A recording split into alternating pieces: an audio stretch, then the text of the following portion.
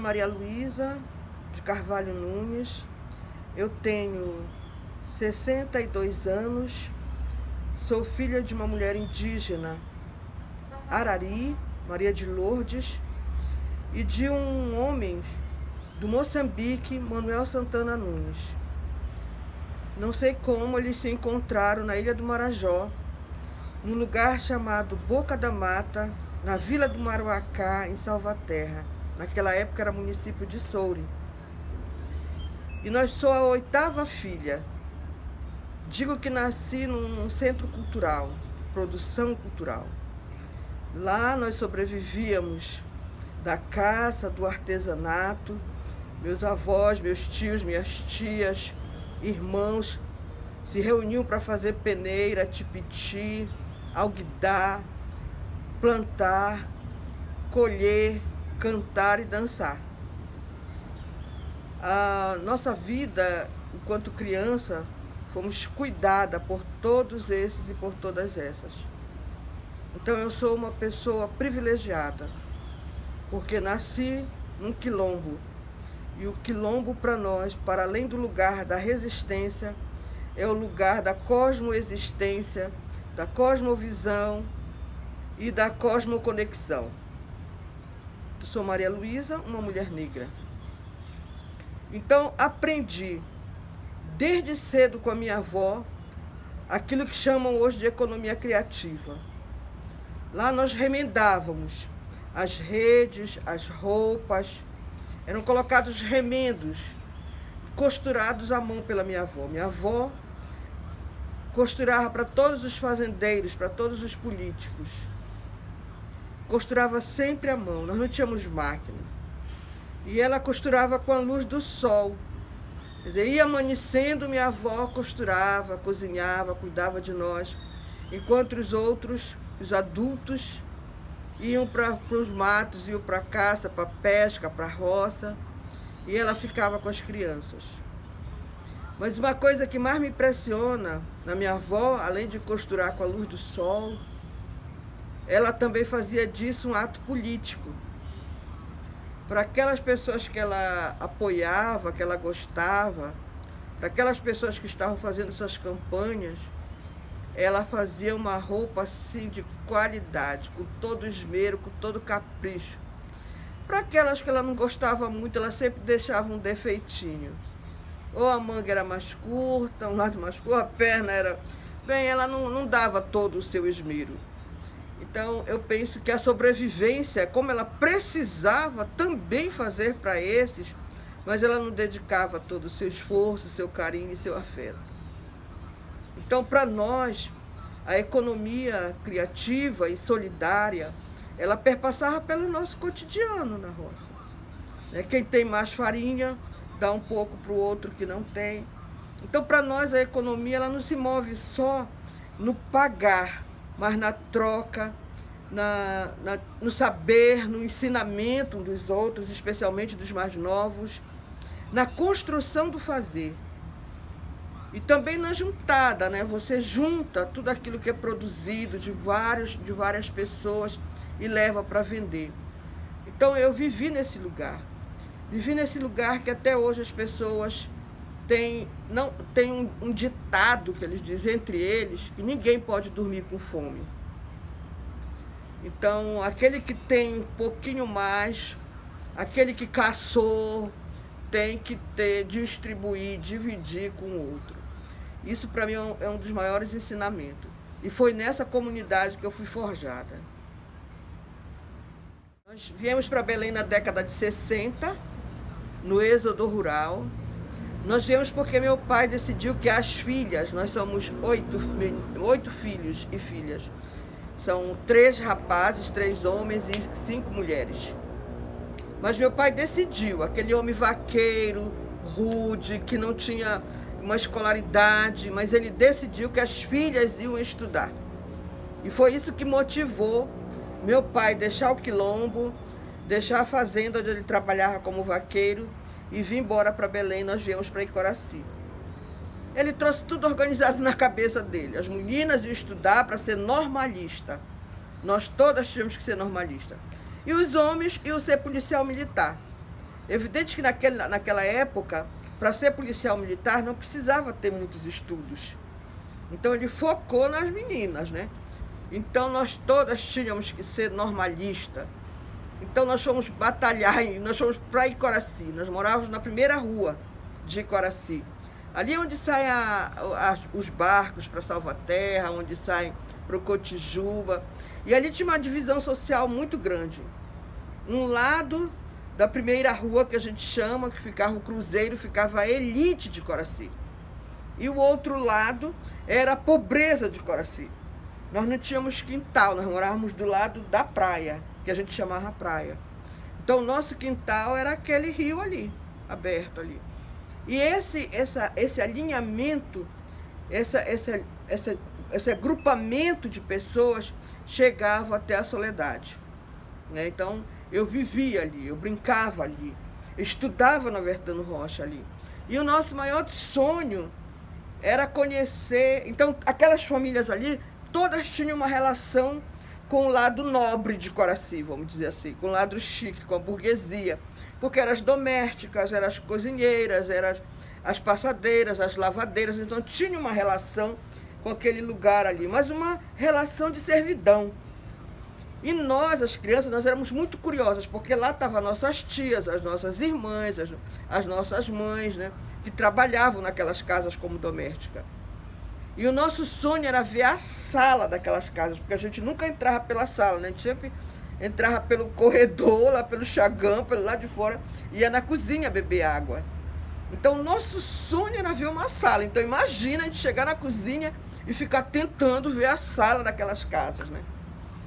E uma coisa que me chamava muita atenção é que no fogão, em cima daquele botijão, que era raro a gente ver uma casa com botijão, mas naquelas casas tinham botijão, até porque naquela época também o cruzeiro, ele era tipo as casas de veraneio das pessoas, nem todo mundo morava ali. Tinha aquela casa lá atrás que era do zelador. Mas, então as pessoas não moravam em Coraci, moravam em Belém, na época de julho, iam para Icoraci, que era o point também, né? E eu olhava e tinha um fogão com botijão, acho que foi a primeira vez que eu vi um fogão com um botijão, e tinha assim uma boneca, a representação simbólica de uma mulher negra, mas muito estereotipada, muito. Aquele beiço muito grande, aqueles olhos muito grandes, aquela cara assim, feia. E eu ficava olhando para aquilo, sabe, para aquela imagem, até assustadora. E eu fiquei pensando, um dia essas mulheres vão estar nessa sala. Elas não vão ficar nessa cozinha.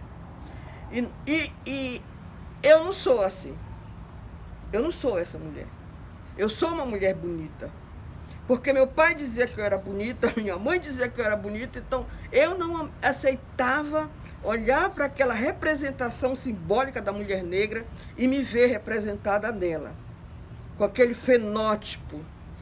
Mas eu me sentia ela. Então isso mudou muito a minha cabeça, mudou muito a minha visão de pensar essa mulher negra nesse sistema capitalista, opressor, machista. Imagina, eu estou falando da década de 60, de 70. Então imagina essa relação de opressão que as mulheres negras já viviam, sem salários fixos, sem direitos, sem carteira assinada. Nem se discutia essa questão da carteira assinada. E uma outra coisa que me intrigava muito naquela época era dizer que aquelas mulheres lá, as nossas parentas, as nossas tias, madrinhas, irmãs, trabalhavam em casa de família. E eu ficava pensando, e a nossa casa? Não é uma casa de família? O que é casa de família? Então, isso maltratava a minha mente de uma criança. E aí vem as cantorias do hino nacional, hino da bandeira, hino do Pará, na entrada e na saída da escola. Inclusive, eu acho que esse parêntese da escola, se nós formos falar sobre ele é muito complicado. Quer dizer, uma escola pública, mas um espaço do exercício do racismo. Entre crianças, entre professores, entre professoras, a direção da escola. Eu lembro que Só quem podia hastear ou descer a bandeira eram os melhores alunos, né? Então tinha que ser o melhor do turno. E isso era o nosso sonho, porque nos incentivava a fazer isso. E uma vez eu fui a segunda melhor nota naquele semestre de provas, e então eu já merecia hastear uma bandeira. E quando foi na hora lá formar todo mundo para cantar os hinos, eu não podia, e a diretora disse para mim, imagina você dizer isso para uma criança: ah, é essa menina? Ah, ela não vai poder porque ela é feia. Imagina a briga que isso deu, né? Enquanto não deixaram eu fazer, eu ameacei chamar meu pai, chamar minha mãe. Então eu fiz o maior barraco e ninguém cantou o hino enquanto não deixaram eu. E eu chorei, eu gritei, eu esperneei, era a forma, era a arma que eu tinha para me defender daquela injustiça. Porque, olha, só eu sei o que é uma criança de escola pública, sem uma metodologia adequada para nós, já tirar 8, 10 em matemática, assim, principalmente na terceira série. Não sei que gancho tinha nessa terceira série, que era uma das séries que reprovava muitas crianças. E naquela época, os professores parece que tinham prazer de dar 0. Né? Ou então meio ponto. Imagina que lógica, essa avaliação que se fazia com as crianças. Então, só quem tinha reforço, inclusive tinha muitas placas nas casas, da aula de reforço, né? Então, só para aquelas crianças que os pais tinham condições de pagar o reforço escolar, tiravam notas nessas disciplinas terríveis, né? Terríveis. Então eu passei, então tudo isso foi me forjando, foi me levando a lutar, né? A considerar esse espaço, esses lugares como o meu, como o nosso. Então eu fui líder de turma, encrenqueira, brigona, apanhava, batia, todas as formas que eu encontrava para me defender daquele sistema, eu utilizava. E assim eu fui seguindo toda essa caminhada. Tive meus filhos, viajei para fora de Belém. Foi um momento muito difícil, principalmente com a chegada do Felipe. É uma coisa, eu não gosto muito de falar sobre isso, mas perdi assim o grande amor muito cedo, e isso me desnorteou muito das todas as histórias, e eu resolvi trabalhar, porque também naquela época nem se sonhava com uma universidade. Então, se você tinha já um ensino médio, né, você já tinha concluído isso, parece que já era, até ali já estava muito bom, né, já era o teu limite, já era o teu máximo. E para minha geração, ter o ensino médio, que naquela época era aprofundamentos pedagógicos, já era assim uma grande conquista. Já era uma conquista assim, puxa, muito grande para aquela época.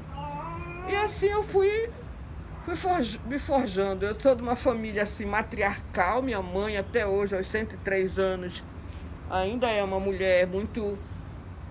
Claro que não, com 103 anos, cheia de limitações, mas ainda se dá satisfação para ela: olha, eu vou sair, eu vou viajar, tchau, toma a benção. Isso tudo ainda rola muito na minha casa, na minha família, com os meus. Então a gente tem essa coisa da parentada muito junta, muito próxima, muito se cuidando e cuidando uma das outras. Então eu tinha um avô parteiro, e essa experiência do avô parteiro, então do cuidar das outras pessoas, né, isso também foi muito importante na minha formação. Então eu me forjei. Eu acho que eu fui para o movimento social. Acho que o primeiro movimento social que eu fui foi o JUPAI, a Juventude da Paróquia de Coraci, nessa década de 70. Eu penso que foi daí, eu não parei mais. O JUPAI, aonde eu estava, por onde eu morava, por onde eu passei, eu sempre estava procurando um movimento para me encaixar, para me movimentar. Alguma ação coletiva para eu estar como auxiliando, apoiando e encrencando, né? Eu era uma encrenqueira de primeira ordem. Até porque o machismo e esse racismo que a gente não sabia direito, esse nome, sabia que era uma coisa muito ruim. Ele também estava ali te impedindo todas os teus avanços e tuas conquistas, né? E aí eu fui para Paragominas, fui morar em Paragominas, foi lá que perdi também meu companheiro, e lá eu fiquei. E lá eu fui trabalhar, continuei trabalhando e vivi então a experiência do Sindicato dos Trabalhadores, né? Esse sindicato não era fácil. Também, até aí, eu sabia que eu era uma mulher preta porque minha família dizia, mas eu não lutava enquanto uma mulher preta naquele contexto. Eu lutava enquanto uma mulher trabalhadora naquele contexto. E que não era fácil. Nós éramos poucas mulheres e mesmo que a gente fosse eleita, por exemplo, para o cargo de secretária, na verdade a gente só fazia obedecer o que os homens lá queriam que a gente fizesse, o que era importante e o que não era para eles, né? Então essa eu acho que é um pouco da minha trajetória. Aí morei fora de Belém, morei em Salvador, fiz para estudar, essa coisa de para estudar, né? Então, vários momentos da minha vida também, por isso que eu acho que eu fui uma pessoa muito privilegiada, porque quando ninguém saía para estudar de Belém, desse agrupamento de pessoas, eu estou falando de um lugar e de um grupo de pessoas, eu tive a oportunidade de sair, estudar e voltar. E para mim sempre foi muito importante estar entre as mulheres, fazer parte do grupo de mulheres, lutar para que as mulheres estejam no espaço de poder, se concentrar, estar juntas. Eu não acredito muito nessa história que mulher é falsa, mulher tem inveja uma da outra. Eu não consigo acreditar muito nisso.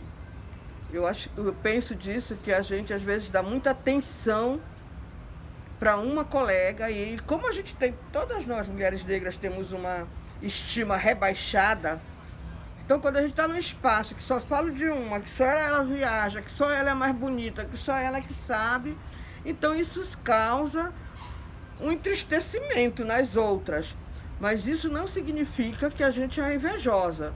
O que precisa para nós, o que eu acho que nós necessitamos, é uma metodologia que garanta a participação de todas, que seja distribuída deveres e fazeres e obrigações e direito entre todas de forma igual.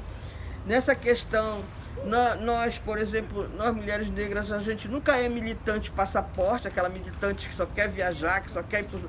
Não é isso. Nós aprendemos coletivamente que todas têm saberes e conhecimento, que todas nós podemos contribuir naquilo que a gente sabe para o movimento. Então isso para mim é muito importante, estar com as mulheres, no fazer com as mulheres, no incentivar as mulheres e no dizer que elas podem. Então o CEDEMPA, que é a entidade que hoje eu faço parte, que é o Centro de Estudo e Defesa do Negro do Pará, uma das lideranças, a Nilma, ela sempre talvez viu isso em mim, acredito que ela tenha visto essa capacidade de juntamento, de ajuntar as mulheres, e ela me colocou para coordenar os encontros de mulheres negras quilombola. Então eu coordenei 3 encontros, coordenei em Baião, coordenei em Inhangapi e coordenei em Itacuã. Em Inhangapi nós criamos a Rede Fulanas, que é uma rede de mulheres negras da Amazônia.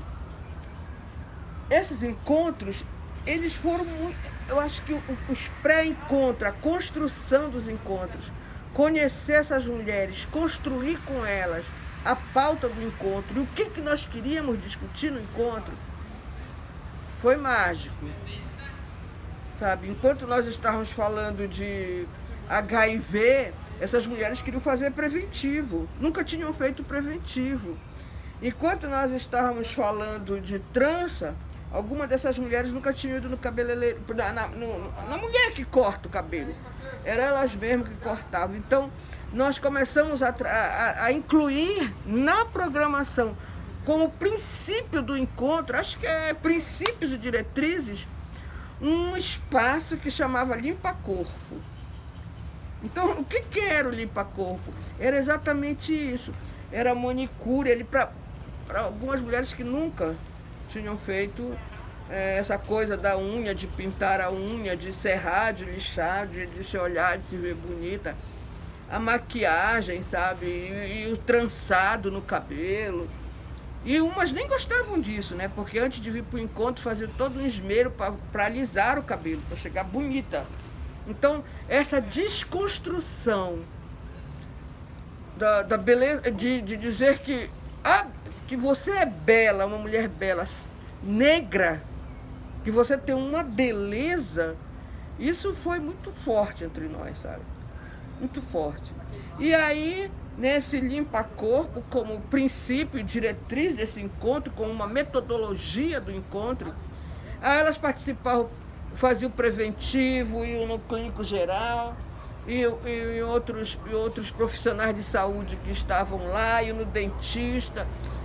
Isso, para mim, nunca deveria acabar nos encontros. Evidente que isso é uma mão de obra, né? É uma mão de obra. É um ano construindo um encontro com esse porte.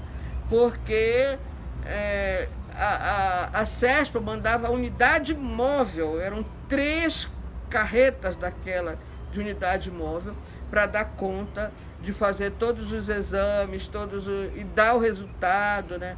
Encaminhar caso tivesse alguma alteração. E essa coisa do cuidado, ela sempre está muito presente na minha cabeça, sempre esteve.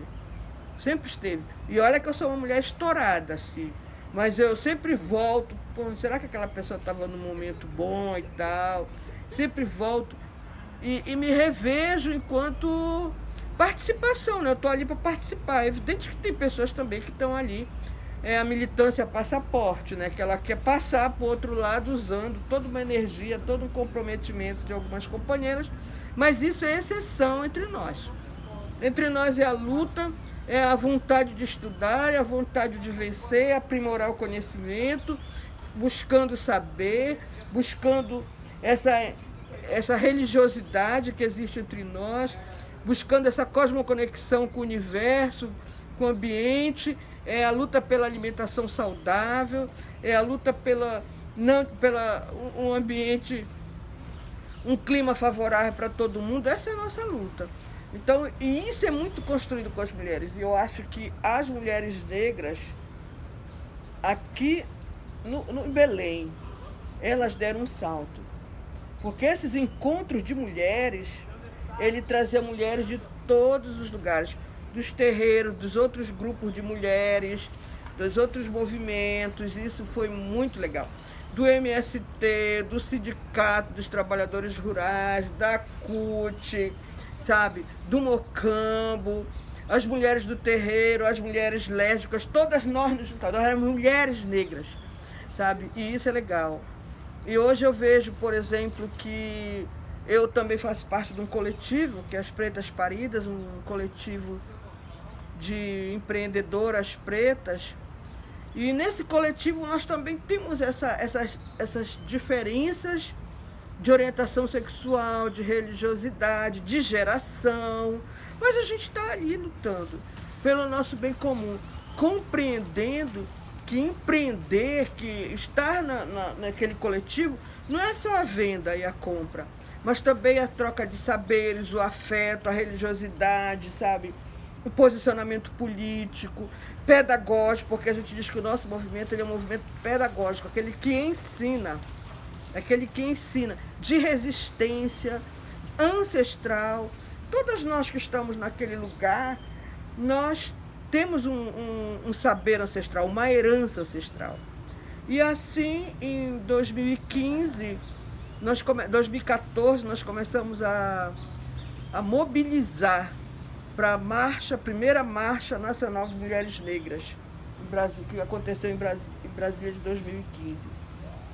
E eu tinha a função de fazer a mobilização no Pará, no Maranhão, no Tocantins e no Amapá. Porque nós fazíamos parte de um projeto, e esse projeto nós participávamos de vários desses 4 estados. Esse projeto estava presente nos 4 estados e trabalhávamos com jovens vivendo em comunidades impactadas por grandes projetos. Então eu tinha a possibilidade de mobilizar também para a Marcha das Mulheres. Mas aqui em Belém, especificamente, eu fiquei com as mulheres em Coraci. Era um coletivo de mulheres que eu fui lá, fiz todo, porque a importância da marcha, de estar na marcha, o que era marcha, aquele processo formador, né? Essas mulheres, elas têm toda uma vivência, eu conheço os filhos delas, conheci os pais. Interessante que alguma dessas mulheres eu alfabetizei o pai delas ou a mãe. Depois conhecia elas pequenas, hoje eu já conheço os filhos delas. E na minha cabeça sempre rolou uma coisa: essa situação tem que mudar. Sabendo? Eu já passei pelo pai, já passei pela mãe, agora já estou na filha e não muda. Todo tempo as mesmas questões. Essas meninas engravidam muito cedo, essas meninas param de estudar e aquele ciclo. E isso me incomodava muito. E quando nós chegamos no Fórum Social, quando nós chegamos na Marcha das Mulheres Negras, na preparação da marcha, eu coloquei na minha cabeça que essas mulheres, elas tinham que ver uma outra realidade, conhecer outras mulheres, viajar, sabe? Eu acho que quando você conhece outro, quando você faz essa coisa do intercâmbio com uma outra cultura, você cresce, você vê outra. Eu acredito nisso. E eu botei aquele sentimento assim para dentro de mim: nós vamos para Brasília. E eu criei essa expectativa nas mulheres. Nós éramos 30 e fomos para 20, depois as 30 continuaram. E nós começamos, mas como se o projeto da marcha só nos garantia o transporte, mas a alimentação no percurso, ida e volta, era por conta das participantes. E eu falava, bem, somos 11, né? Aí eu disse, olha, nós vamos 10. E fizeram uma discussão, eu nem participei da discussão porque eu podia influenciar. E elas decidiram quem ia, quem seriam as 10. E agora, como é que nós vamos comer na estrada? Como é que nós vamos nos alimentar durante esses 10 dias? Apesar de na viagem ter muita água, muita fruta, mas não tinha comida, e precisava disso, porque nós somos acostumadas a comer muito e comer bem. E isso ficou na nossa cabeça. Vamos fazer rifa, vamos fazer bingo, vamos fazer aquele monte de coisa. E eu sei que eu acordei um dia e disse, por que a gente não faz, então, aquelas camisas que eu tanto gosto, que são as camisas com aquelas mulheres negras maravilhosas. Eu tinha ganhado uma da Rosana da SESI.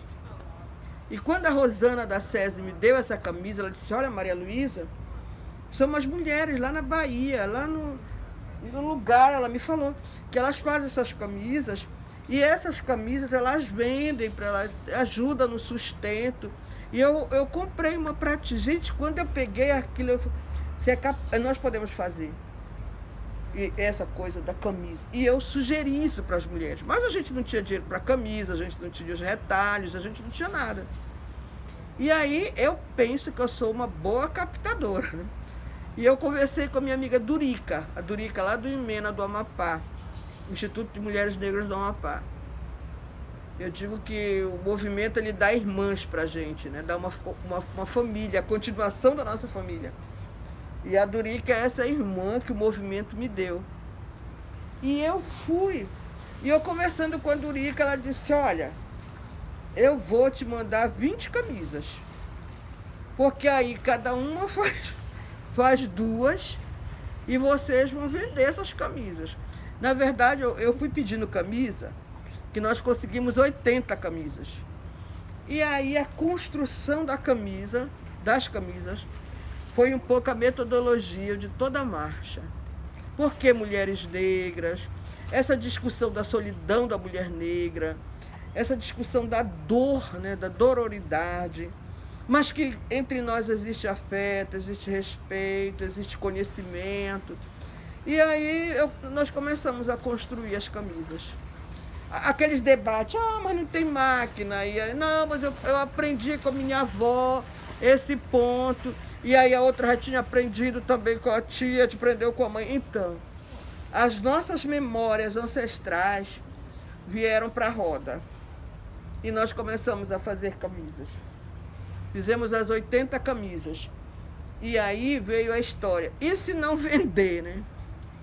Bem, nós estamos aqui construindo tudo isso, e a gente nem sabia direito, nem a linha, e eu encontrava com o Pereira, e ele dizia assim, não, faz com outra linha, essa linha é muito grossa, faz desse jeito, e ele ia me dando umas dicas. O mais interessante é que o Pereira, ele nunca disse que estava feio, mas ele dizia, faz de outro jeito, faz assim, não faz assim, faz desse jeito.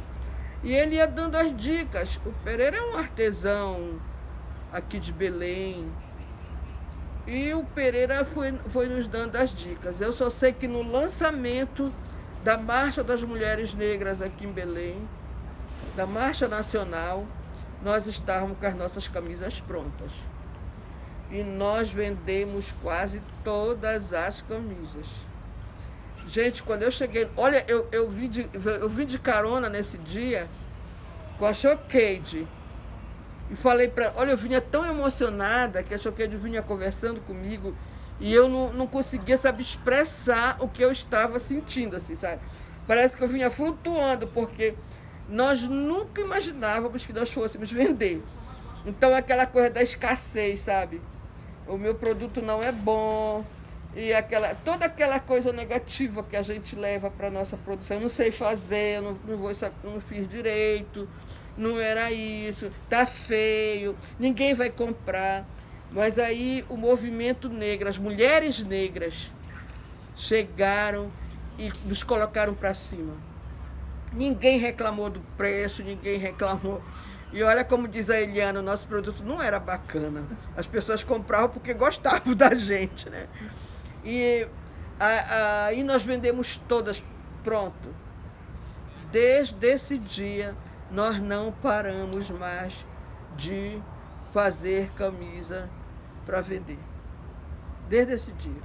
Nós estamos desde 2015 fazendo e vendendo camisas. E aí nós fomos agregando outros valores. Então, no meu entendimento e no dela... Bem, as meninas também vão mudando, né? Porque ser empreendedora negra nesse sistema capitalista não é fácil. Nós suamos para... Bem, investimento, financiamento nós não temos. Poucas de nós conseguem estar nesse patamar de investimento, de financiamento. Pouquíssimas. O nosso dia é a ralação mesmo. Aquela história de vender o almoço para comprar a janta, isso rola entre nós ainda.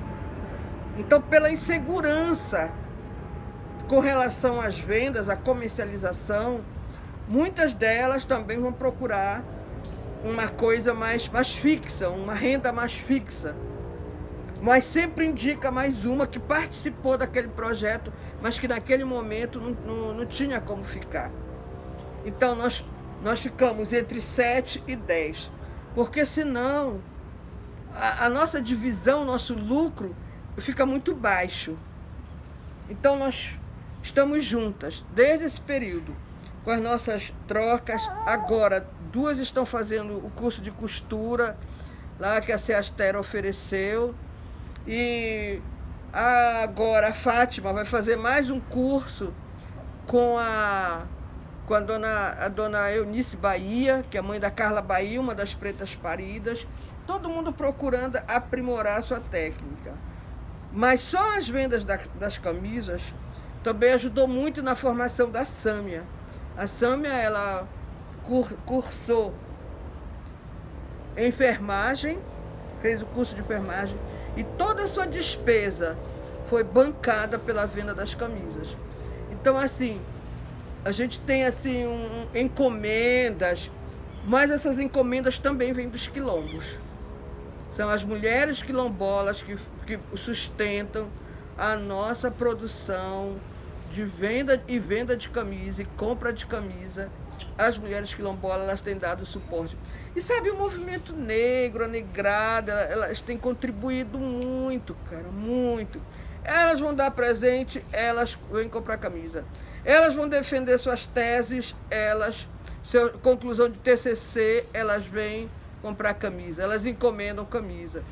Sabe, isso é muito legal, porque é essa a nossa proposta, de vender para as mulheres pretas. Sabe, aquele meu sonho que eu tinha lá, de ter uma camisa daquele jeito, mas que não conseguia comprar, porque era fora do meu orçamento, a gente luta financeiramente para que as meninas pretas periféricas possam ter acesso à nossa produção com preço que a gente considera relativamente tranquilo, para que ela possa acessar essa produção, esse produto. E para nós é uma honra, sabe, ser empreendedora, apesar de todas as lutas. Apesar das feiras priorizarem as produtoras brancas. Sempre nas grandes feiras, para a gente entrar, é uma luta. É uma luta. E o que é pior, sempre nos garante os piores lugares. Sempre nós somos as últimas daquele espaço. Mas como a gente não anda só, a mina chega logo fazendo desfile, as trançadeiras começam lá a se movimentar e a gente acaba vendendo super bem toda a nossa produção. Então, empreender nessa cidade não é fácil, mas também não é um bicho-papão. Até porque, como dizia uma pessoa que eu conheci por muito tempo, que o não nós já temos.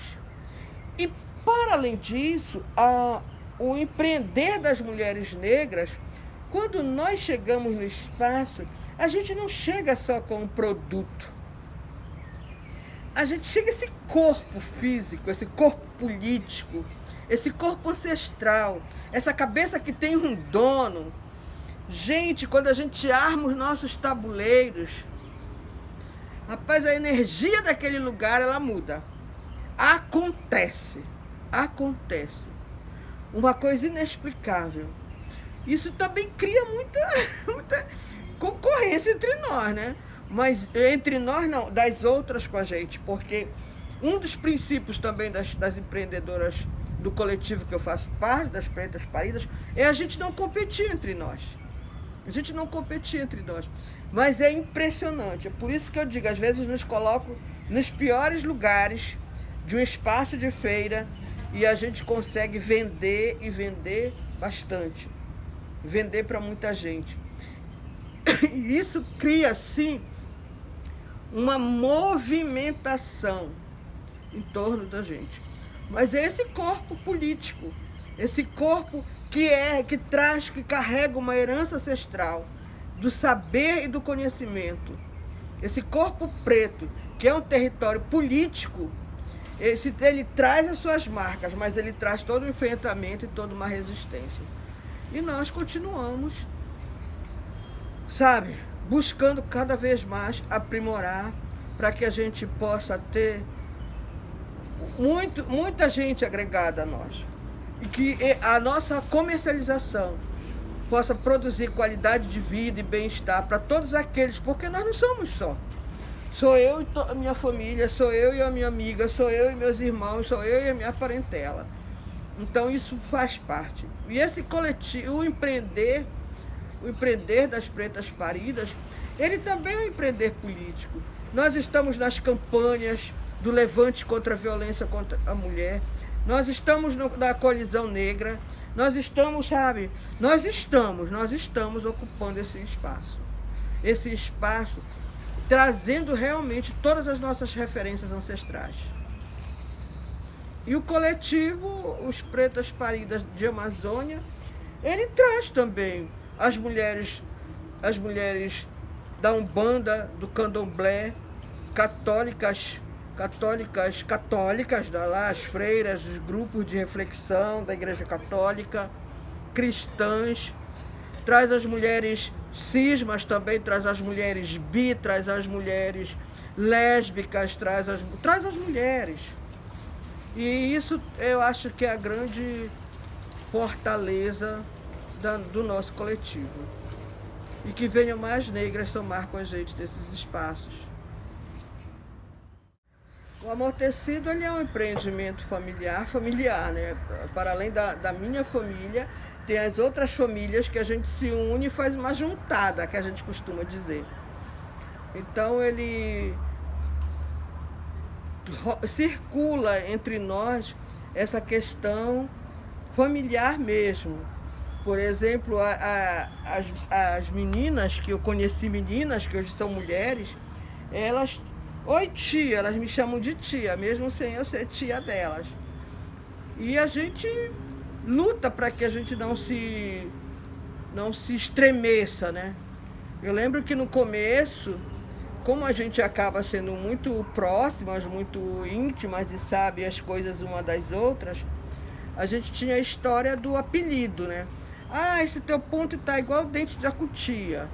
Ah, esse tá igual... E eu vi que em algum momento isso estava afetando as nossas relações, porque a gente é muito sensível, né? E aí nós discutimos muito, a gente parou e todo mês a gente faz uma reflexão, a gente lê um texto, a gente assiste um filme. E uma das coisas que mais me impressionou nisso tudo quando a gente assistiu a websérie Pretas. A websérie Pretas, nós assistimos um episódio que todas nós choramos. E eu sempre faço um café e alguém traz as coisas, cada uma traz uma coisa, quem pode traz, quem não pode leva também para os filhos, para as irmãs, para a mãe. E nesse dia ninguém comeu nada. Terminou e todo mundo foi embora. E isso quando elas vieram buscar as camisas, fez de conta que nunca a gente tinha assistido aquele vídeo. E isso me incomodou bastante, mas eu também fiquei quieta. No mês seguinte, quando nós reunimos e eu pensei no outro texto, aí a Silvana disse, olha, nós não queremos assistir outro filme, nós não queremos outro texto, nós combinamos que nós vamos falar. Gente, aí pensador, né? Daí que eu digo que a saúde mental da população negra, especialmente da mulher negra, ela precisa ter um cuidado especial. Porque aí nós vamos saber quem foi abusada, quem foi violentada, quem sofreu violência doméstica, coisas que a gente nunca tinha comentado entre nós. Então, depois da websérie, também nós nos prometemos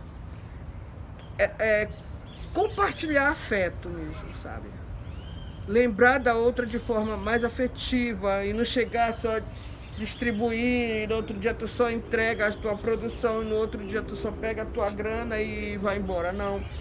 Mas olha que eu particularmente achava que a gente fazia isso bem legal, mas é igual é família mesmo, entra numa rotina que acaba não percebendo a outra, não olhando direito para a outra, não vendo as necessidades da outra. Então, quando nós percebemos que a gente precisava não só fazer aquela dinâmica do abraço depois do lanche, mas olhar mesmo para a outra e perguntar, como é que tu estás?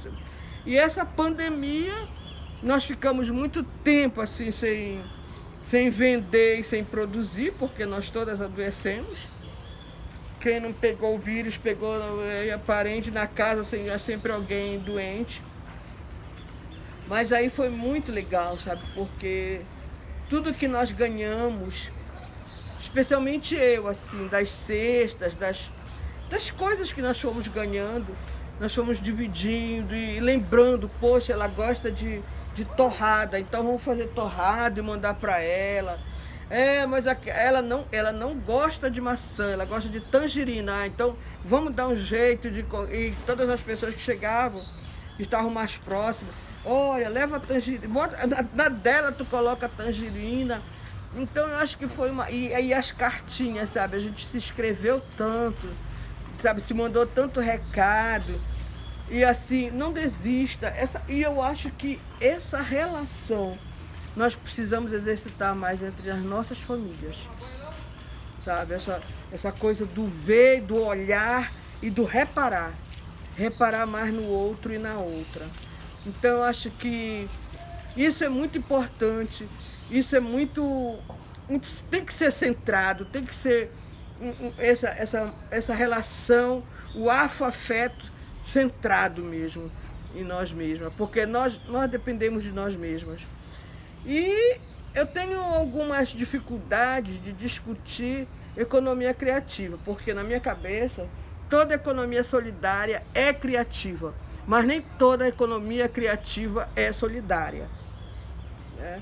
Eu faço parte também, pelo CEDEMPA, da Rede Bragantina de Economia Solidária. Uma rede que tem 75% da sua composição mulheres. E mulheres quilombolas, mulheres urbanas, ali no Nordeste paraense. Cara, o que eu vivo com aquelas mulheres que tratam dessa questão da economia solidária, por exemplo... Antes do Covid, nós tivemos uma oficina lá com a Teca. A Terezinha de Jesus é doutoranda, ela é farmacêutica e é militante do movimento negro, movimento de mulheres, do Instituto de Mulheres Negras em Mena, no Amapá. E a Teca, ela fez vários xaropes, engüentos e garrafadas e para tosse, para fortalecer, isso tudo antes dessa peste chamada Covid, desta peste chamada Bolsonaro. E quando chega esse vírus aqui, as mulheres de uma comunidade chamada Pimenteira começaram a fazer os remédios para distribuir assim para o povo, sabe? E o mais interessante é que nesse quilombo lá, ninguém teve Covid e a vizinhança toda foi beneficiada. Então isso é economia solidária, isso é solidariedade. E em nosso grupo, as Pretas Paridas, a gente tem discutido muito essa questão de estar juntas, né? E por conta de nós estarmos juntas, e por conta da gente saber da importância de estar juntas, a gente tem tido algumas conquistas. Por exemplo, nós já estivemos no Sem Censura Pará. A Bruna Raiolos representou no Sem Censura Pará. Nós participamos da Feira Preta, que para nós era um sonho impossível. Mas nós fomos para a Feira Preta, São Paulo. Nós já participamos das edições da Feira do Livro, quando a homenageada foi a Zélia Amador de Deus. Nós participamos já de uma feira do artesanato, que para mim também era um sonho, né? E nós conseguimos participar enquanto coletivo. Então, sabe, eu sozinha, eu sou uma mulher preta. Mas eu no coletivo, eu enquanto numa discussão solidária de uma economia que se contrapõe ao capitalismo. Olha, quando você chega lá no QR da República, que é o espaço do CEDEMPA que nos cedeu, quando você chega lá, você vê uma diversidade de produção, que é diferente de você ir na CIA, que você pega um cabide, tudo igual, só muda a numeração. É o PPP, MG, GG, extra G. Mas se você chegar no Quilombo da República, você tem peças exclusivas, única peça, só aquela.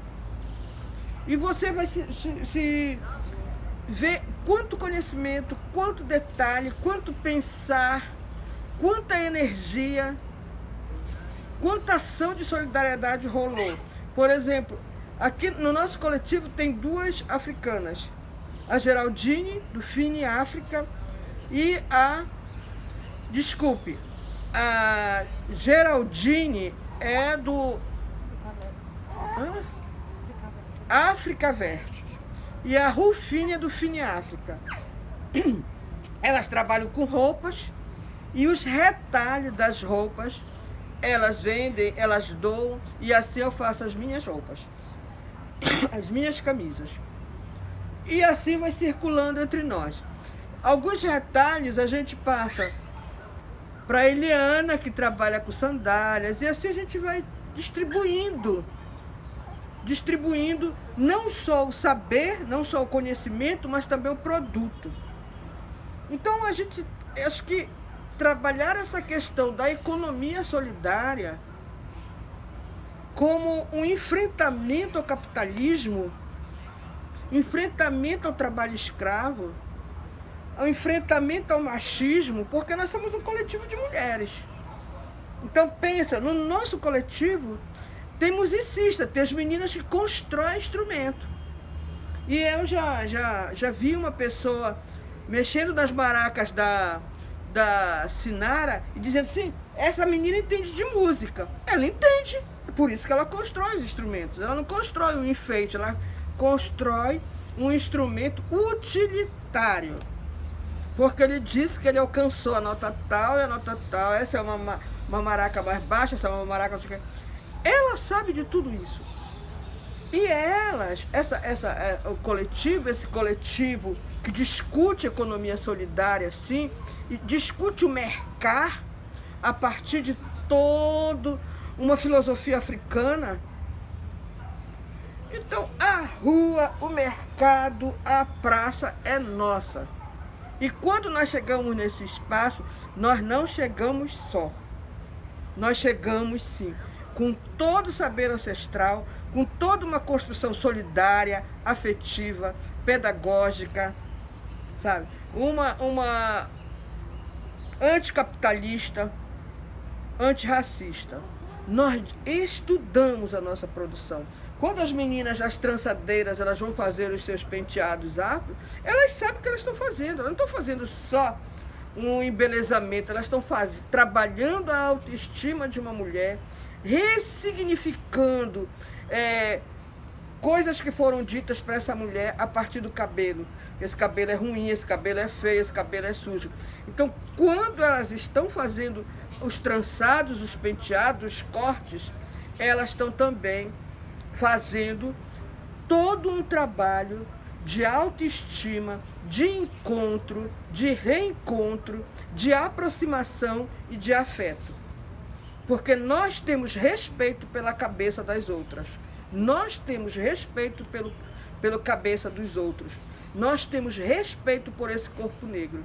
Então, nós preparamos toda uma logística, todo um sentimento, toda uma produção, todo um vestuário para esse corpo negro que também é político. Para esse corpo negro que também é cultura andante. Aonde a gente chega, o nosso espaço, nós vamos construindo outros espaços e quebrando toda uma marcação racista que tem nos acompanhado, mas não é nosso amigo, não é nosso companheiro.